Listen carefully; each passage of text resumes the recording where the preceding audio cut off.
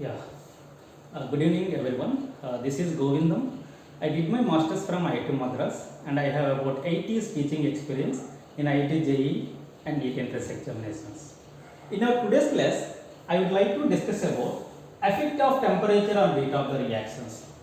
Generally, there are many factors which are going to affect rate of the reactions, but now I am going to discuss how temperature is going to affect the rate of the reaction in our chapter called chemical kinetics. To understand this, let us take a simple reaction between two reactants. This is a reaction I have taken. But generally, whenever we increase the temperature,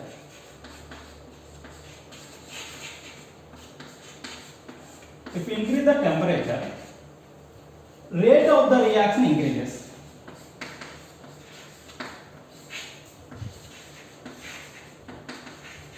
Rate of the reaction increases. For most of the reactions, by increasing temperature increases rate of the reaction.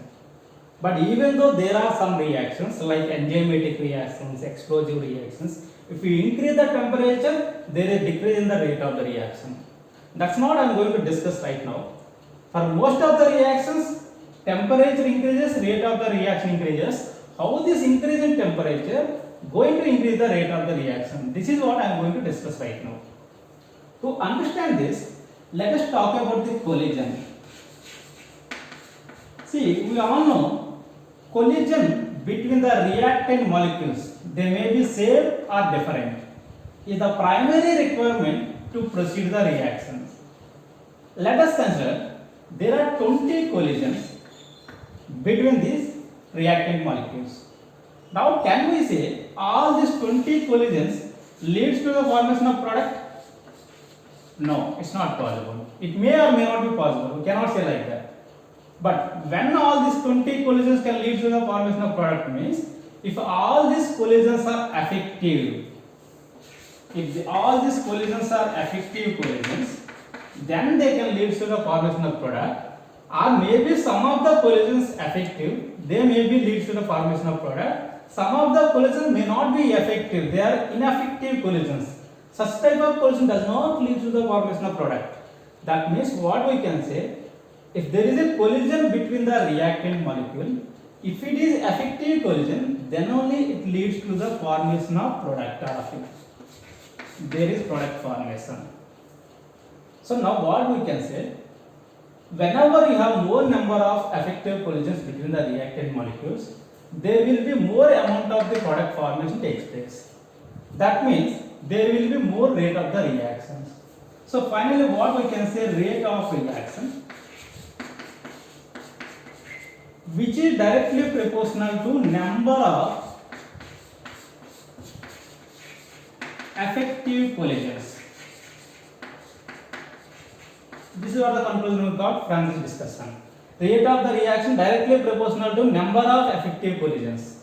But if you consider temperature, how this temperature going to change the number of effective collisions, then how it is going to change the rate of the reaction. This is what I am going to discuss right now. I am going to interlink these concepts, okay. So now let us talk about, to understand this concept, let us talk about what is effective collision. When it will be the effective collision? Whenever the collision satisfies two conditions. One is orientation factor.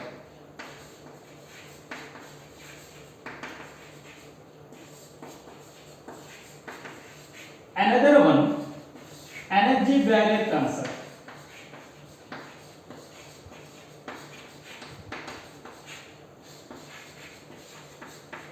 When the collision satisfies these two conditions, then it will be effective collision. Then there is product formation takes place. So now let us talk about what is orientation factor. Okay, first thing.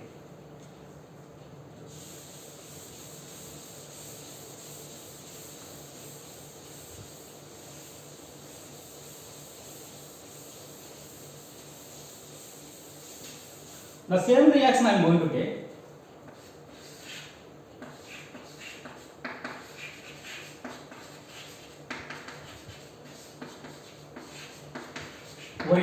Orientation factor.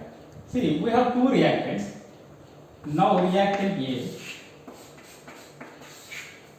and you have reactant B. These two reactants can approach. This is the one way. Another way they can approach like this. This is reactant A and we have reactant B. This is second approach. But in the first case, if you look at this, there is proper orientation. Because of this proper orientation, there is new bond formation between AB. At the same time, old bond breaking takes place. Then it leads to the formation of products.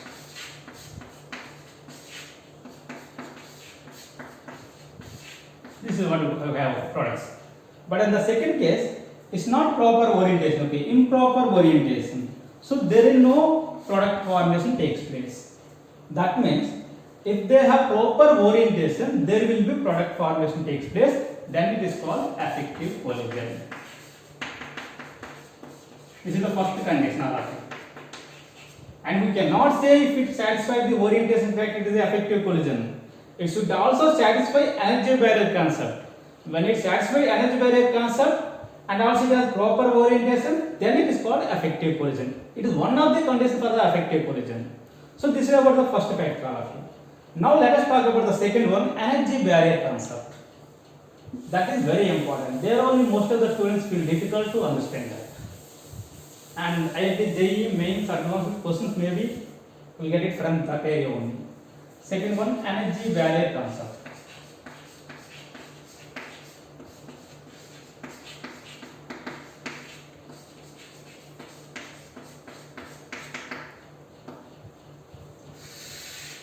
See, to understand this, for the same reaction, I am going to take graph between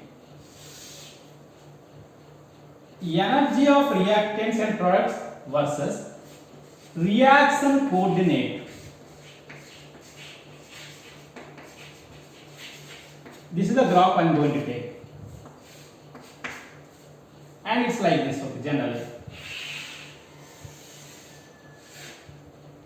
What this indicates means, this is energy of reactants and this indicates energy of products. And whatever the peak we have, that is called threshold energy. The peak, whatever it is called, threshold energy, okay, we can call it as.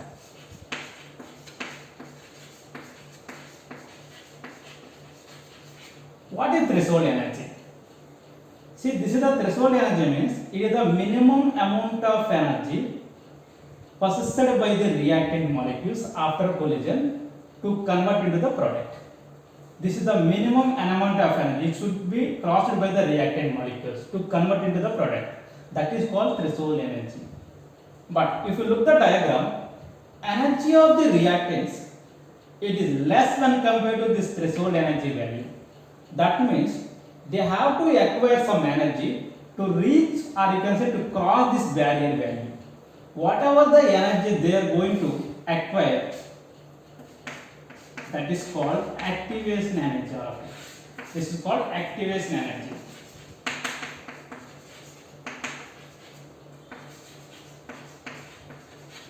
So now concept is clear. When reactant molecules acquire some energy, that's called activation energy, they crosses this barrier value, then they can be converted into the product. So what we can say, these are the products and these are the reactants. Activation energy EA equal threshold energy minus energy of reactant. This is the general formula. Now concept is clear. When reactant molecules acquire some energy, that's called activation energy, then they cross this barrier because the activation energy of the reactant molecules may be equal or more than threshold energy. Then they can be converted into the product. Once if they convert into the product, we can say that is called effective collision. See how I am going to include the concept. We can call it as a effective collision. When it will be effective collision? If the reactant molecule after collision, if they crosses this barrier energy value, then it will be effective collision because it leads to the formation of product. Just let us consider this barrier value 50 kilojoule. Just I am going to consider 50 kilojoules. Again I am going to take another graph to understand how temperature is going to change all these things. Further, let us take a graph between fraction of molecules with kinetic energy versus kinetic energy.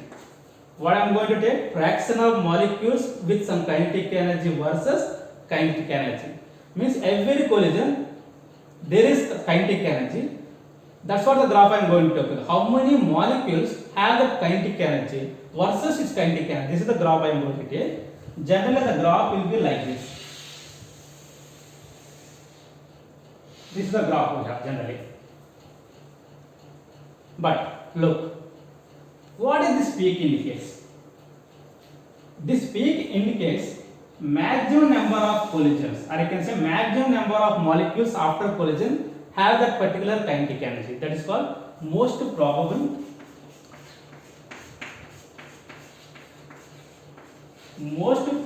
kinetic energy. That peak indicates whatever this value indicates. This is called the most probable energy. Means maximum number of these molecules after collision they have this particular kinetic energy. Now let us consider there are some collisions. They have their kinetic energy 50 kilojoules. Just assume that, okay. That means whatever the collisions after existing between these reactant molecules, if they have 50 kilojoules, just I am going to assume that, okay, their value equal to threshold energy value. That means they can be converted into the products. That means all the collisions are effective collisions. So what we can say, this is the area which indicates effective collisions. Effective collisions, which indicates effective collisions.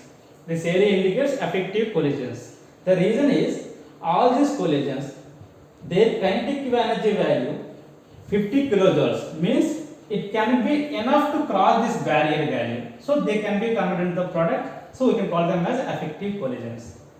Now I am going to increase the temperature. So generally if you increase the temperature, what will happen? If there is increase in the temperature, from our first year gases state chapter, according to kinetic molecular theory, average kinetic energy also increases when we increase the temperature. That means the entire graph, it can be moved to the towards the rightward direction. It's like this. If you take the first curve at temperature T1, second curve at temperature T2, now we know we are going to increase the temperature. So T2 it is more than T1. But if we clearly observe, if the graph going forward direction means whatever the values we have kinetic values in the previous curve, all the values can be increased.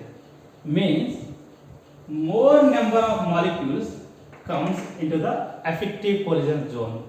Means there are more number of collisions whose kinetic energy value it can be equal to 50 kilojoules or it can be more than 50 kilojoules. That means they can cross the barrier easily, they can be converted into the products. So we can call them as effective collisions.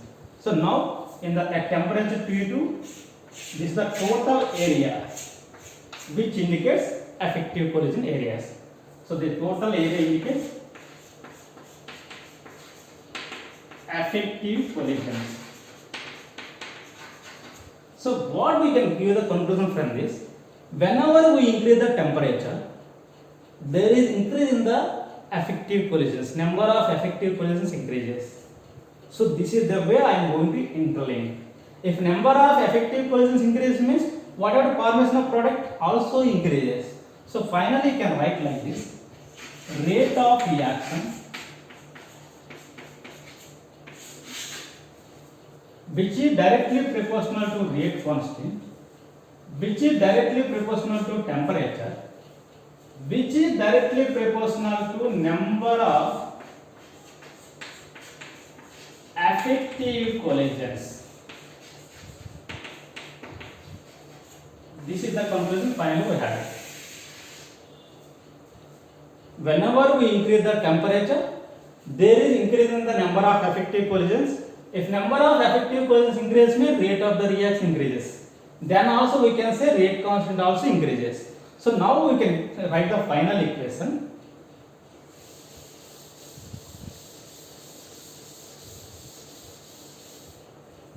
Rate constant directly proportional to temperature, which is directly proportional to number of effective collisions.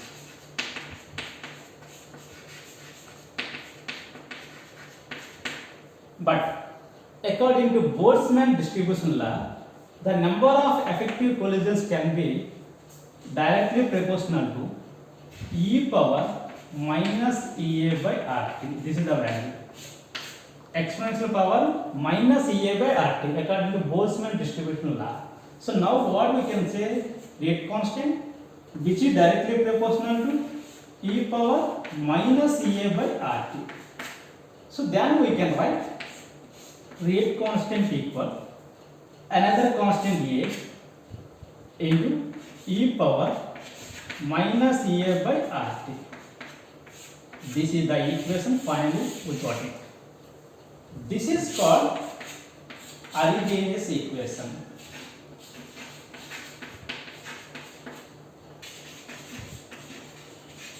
This is called Arrhenius equation.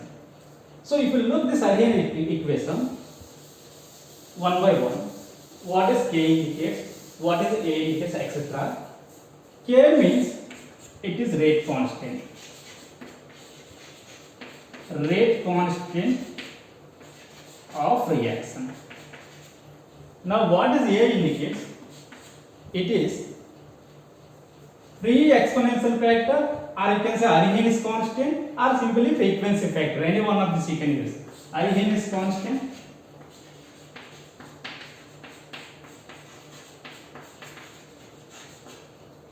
or frequency factor.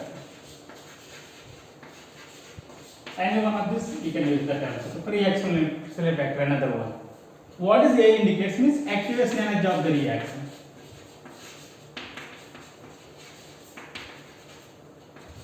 Activation energy of reaction at temperature T. And R means universal gas constant, that is called.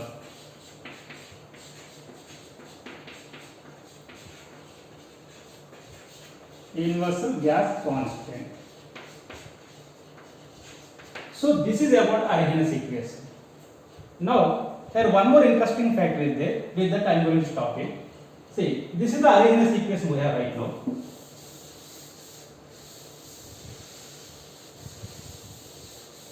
In this, what is A indicates generally? See, look, what is A indicates? Simply we can write like this same equation. K by A equal e power minus Ea by Rt. This is what. But what is this? It indicates total number of effective collisions. That is what going to form the product. Okay. That means K, which indicates total number of effective collisions out of the total number of collisions. See, A indicates generally total number of collisions irrespective of their energy, whatever may be their energy, whether it is enough to cross the barrier or may not be enough. That means it may be effective or may not be effective. Total number of effective collisions is called A. Out of this total number of effective collisions, whatever going to form the product, that is called K. That indicates effective collisions.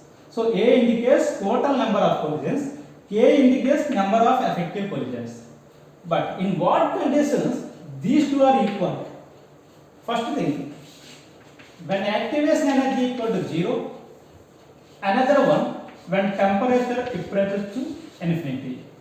Activation energy 0, e power of 0 1, K equal to A. Rate constant is called activation energy, Arrhenius factor. If temperature going to approach the infinity, array height temperature means keep on increases. In that case also k equal to a. If temperature infinity means what about the overall value? That is also k equal to a because it is infinity. Overall value 0, e power of 0 1. So k equal to a. So whenever we have these two conditions, rate constant equal to Arrhenius factor. What exactly the significance means? When we have these two conditions, total number of collisions, whatever possibility is there, all can be converted into the effective collisions, means all can be converted into the product formation. That is what the significance. So with this, I am going to stop Arrhenius equation. Thank you very much.